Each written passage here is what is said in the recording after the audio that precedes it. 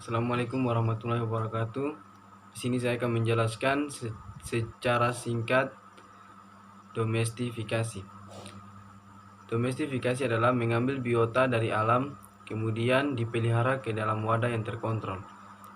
Sejarah singkat domestifikasi, yang pertama kali merintis budidaya di sekitar 2500 sebelum Masehi, yaitu Cina dan Mesir. Asal muasal aquaculture diketahui meskipun ada beberapa teori, mulai dari konsentrasi ikan di danau busur sapi yang berbentuk secara alami hingga mereka isolasi di kolam dan sawah selama banjir monsun. Pada abad pertengahan, aquaculture tidak populer di Eropa. Ketika konsumsi daging dilarang dan budidaya ikan mas di kolam menjadi populer. Penurunan terjadi selama abad ke-19 karena perbaikan transportasi membuat ikan lebih banyak tersedia dan lebih murah. Pada abad ke-20, budidaya perikanan di Amerika Utara tidak berkembang pesat. Masa pertumbuhan. Pertumbuhan aquaculture merupakan fenomena modern. Sekitar 97% spesies yang dibudidayakan saat ini telah didomestifikasi sejak awal abad ke-20. Ikan merupakan sumber protein yang lebih langka dan mahal. Munculnya aquaculture ditandai dengan pemupukan buatan gamet ikan salmonid.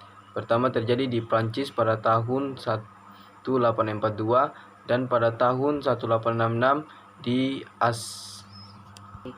Amerika Serikat dan Norwegia untuk ikan kod.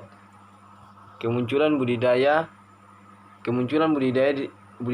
ikan di Eropa pada awal abad ke-20 sebagian besar terkait dengan transfer teknologi untuk reproduksi tiruan ikan trout pelangi yang dicapai untuk pertama kalinya pada tahun 1874 di Amerika Serikat. Paruh waktu. Dalam paruh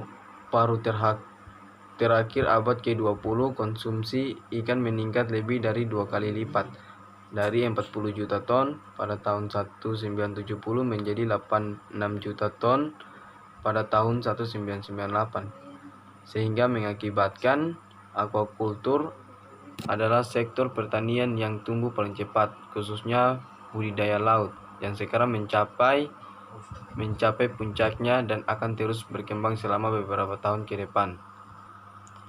Protein ikan. Pada awal 1950-an produksi aquaculture berjumlah kurang dari 1 juta ton. Pada tahun 2004 telah mencapai hampir 60 juta ton.